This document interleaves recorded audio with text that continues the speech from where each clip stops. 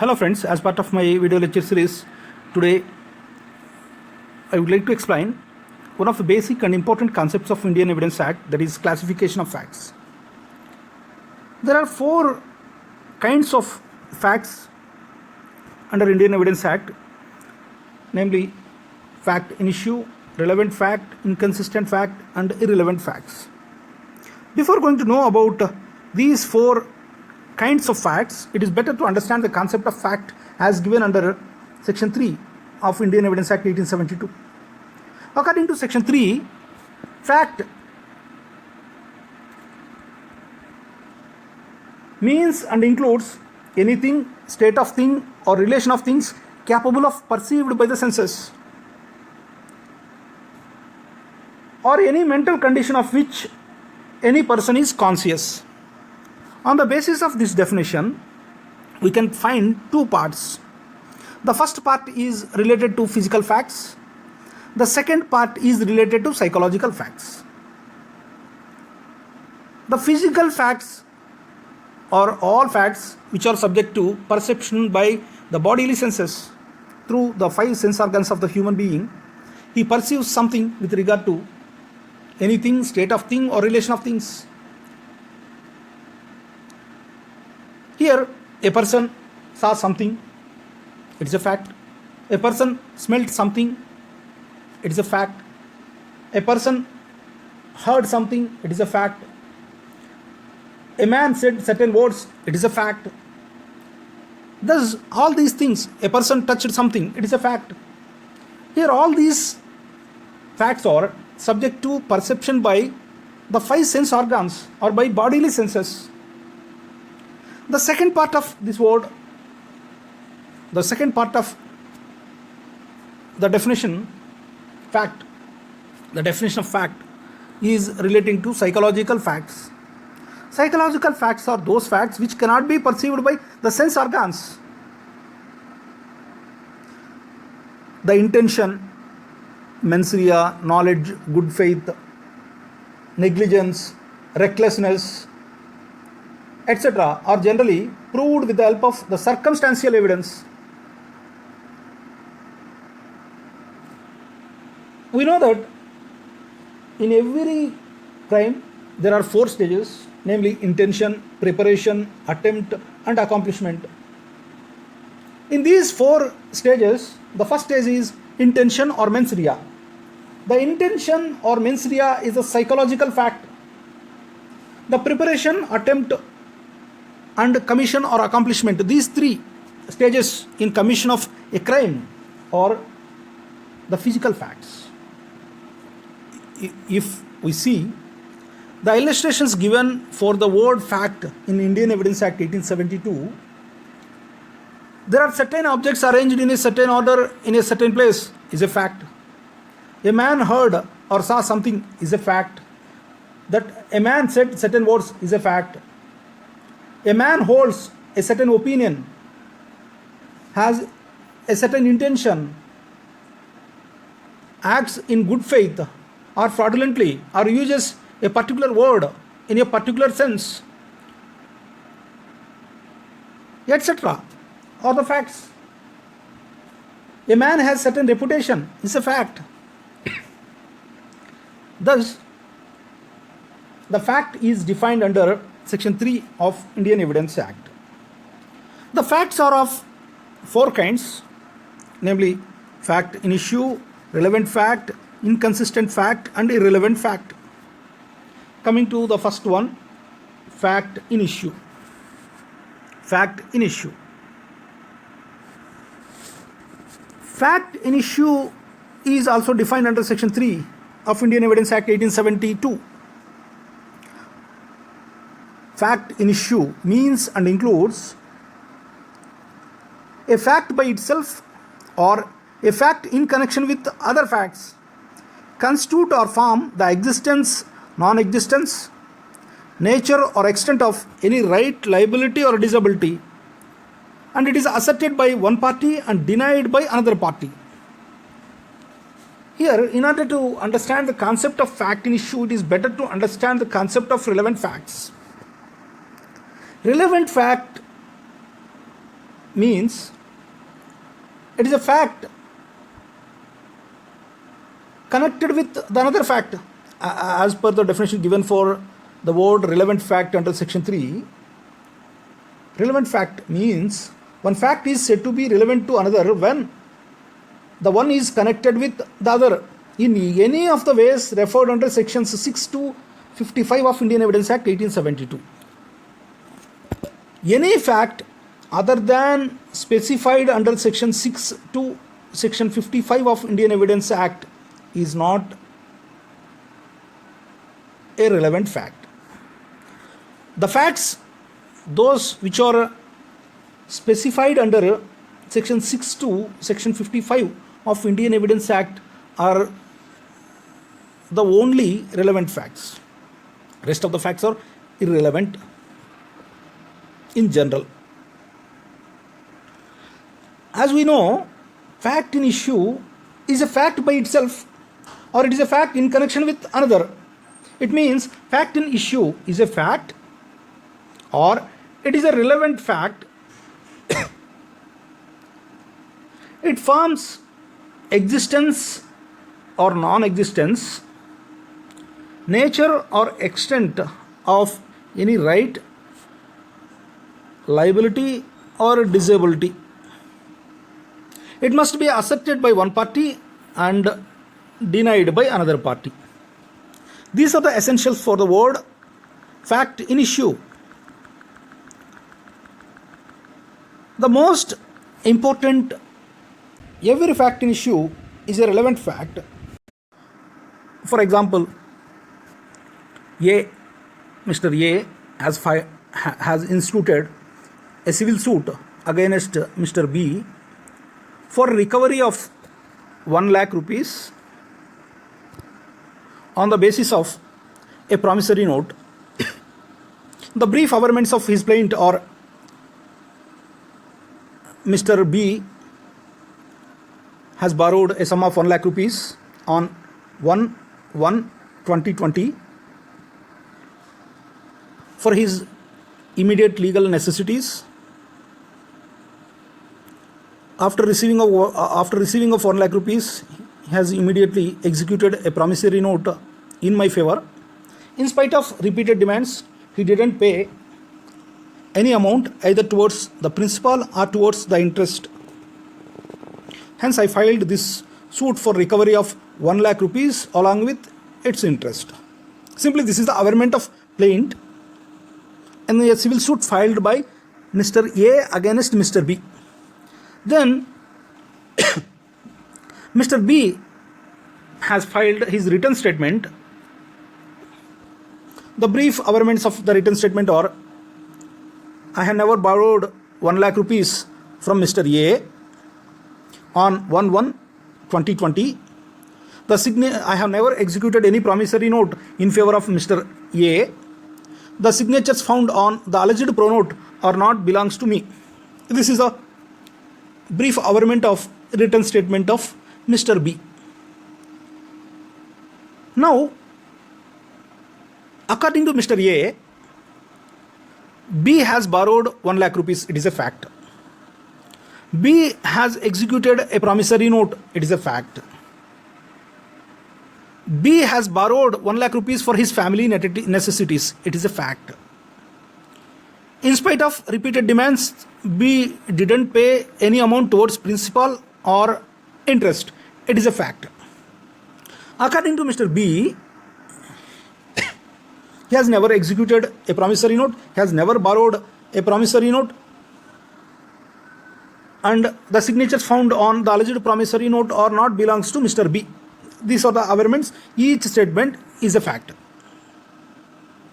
Now, the major dispute is whether B has borrowed 1 lakh amount from Mr. A, whether the alleged suit pronote dated 1/1/2020 is true, valid and binding upon Mr. B, whether Mr. A is entitled for 1 lakh rupees along with interest as paid for, to what relief.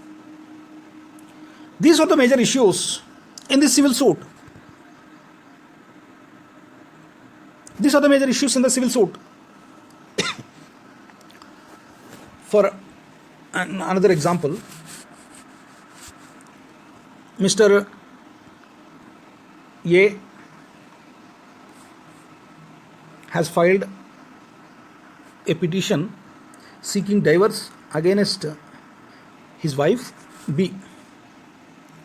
The brief averments of Mr. A's petition in HMOP, Hindu Marriage Original Petition, or the major averments of his petition in HMOP are A's marriage with B was performed in the year 1/1/2010 as per the Hindu rites and customs at Kurnool. During the wedlock, they have blessed with a baby boy.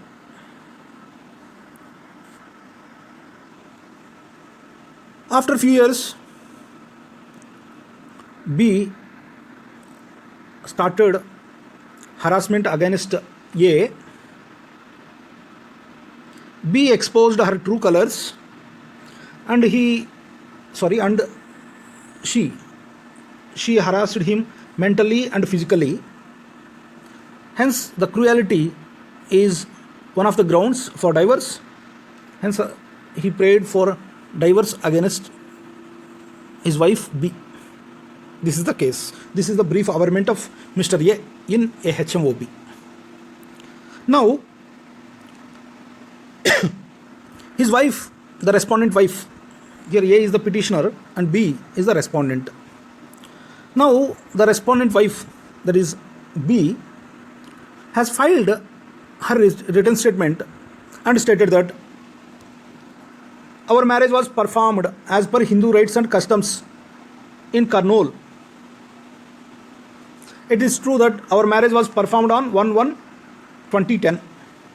It is true that we have blessed with a baby boy.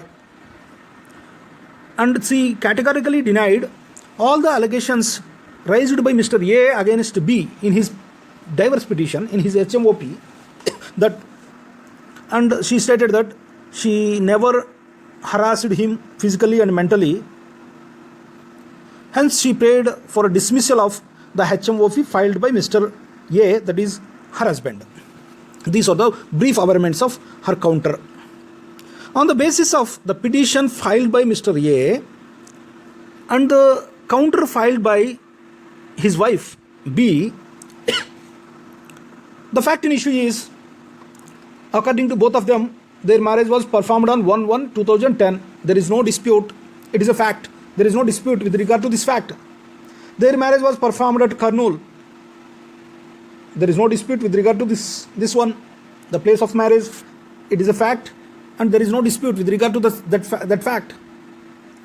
They have blessed with a baby boy. Both of them have agreed. The averments of both of the pleadings says the same thing. Hence, it is undisputed. The only disputed fact is whether B harassed Mr. A physically and mentally. This is the only fact. This is the only fact in dispute. Hence, it is known as fact in issue. The fact in issue must be related to one of the essentials of the prayer. Here, the prayer or the relief sought by Mr. A is divorce. There are certain grounds for divorce. Cruelty is one of the grounds. Here, the issue must be related to one of the grounds of the divorce. If it is not related to one of the grounds of the divorce, it cannot be treated as a fact in issue in the main case. The fact in issue is a fact. It must be in dispute between the parties. It must be asserted by one party and denied by another party. It must be asserted by one party and denied by another party. And it must be one of the elements of the essential elements of the relief or prayer. This is about the fact in issue.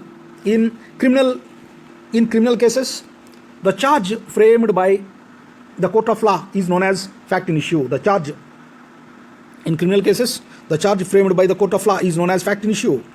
In civil cases,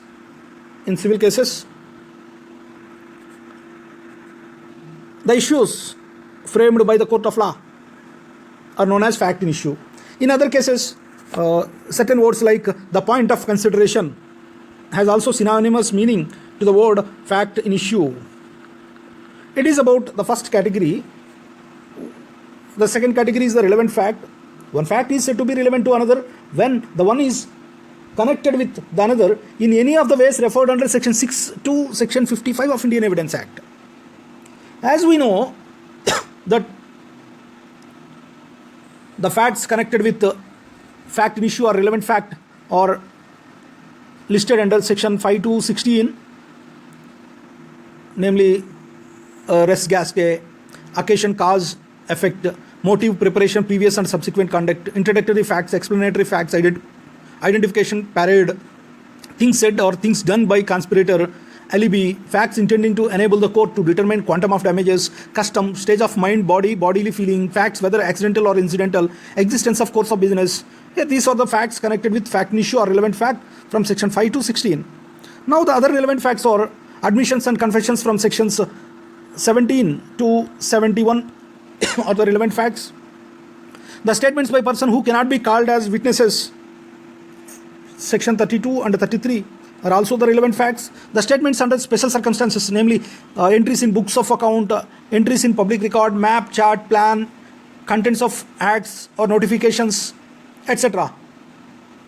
from sections 34 to 38 are also the relevant facts. Next, the judgments in other cases from sections 40 to 44 are the relevant facts.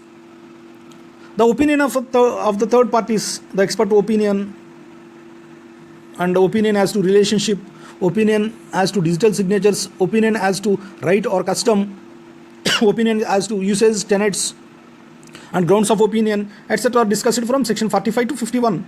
These are also the relevant facts. The character of the parties is also relevant. It is explained under section 52 to 55. Thus, all these section 6 to section 55 are the relevant facts. According to section 5, fact in issue is admissible in evidence. Relevant fact is also admissible in evidence. Let us see the concept of inconsistent fact. Inconsistent fact. The inconsistent fact, the general rule is the fact which is consistent with another fact is a relevant fact. It is admissible in evidence. There are two specific cases.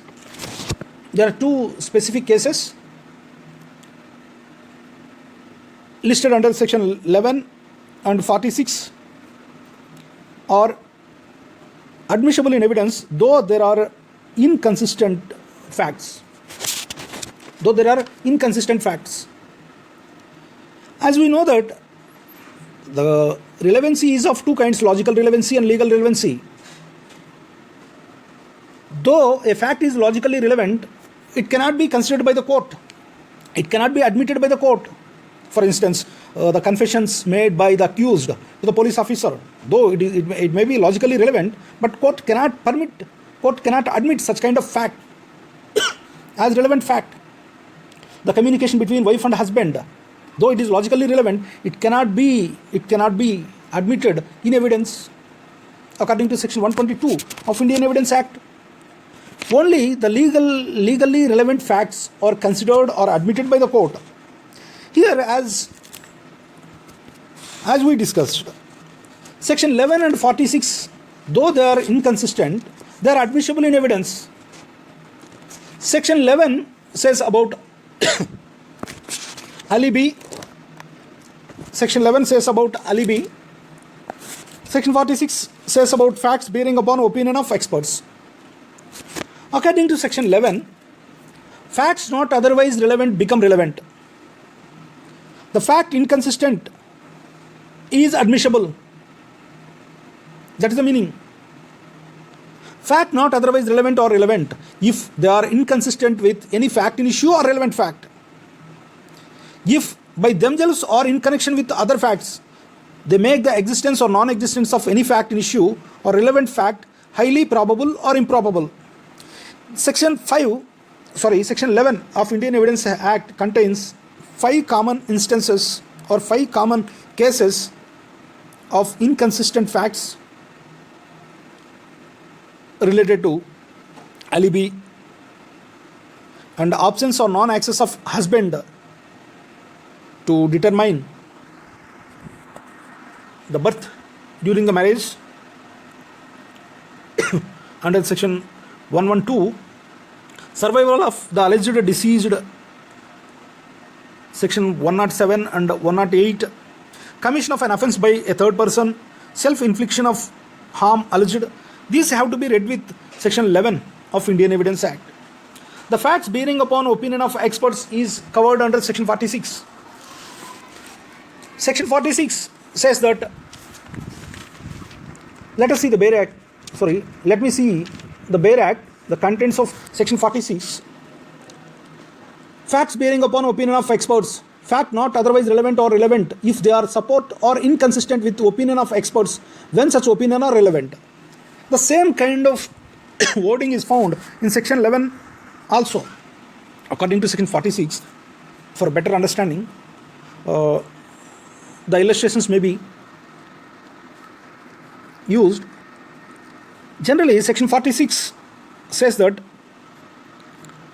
it is used for corroboration or contradiction, though it is supportive or though it is consistent or inconsistent with any fact or any relevant fact or fact in issue. For instance, the question is whether A was poisoned by a certain poison. This is the question.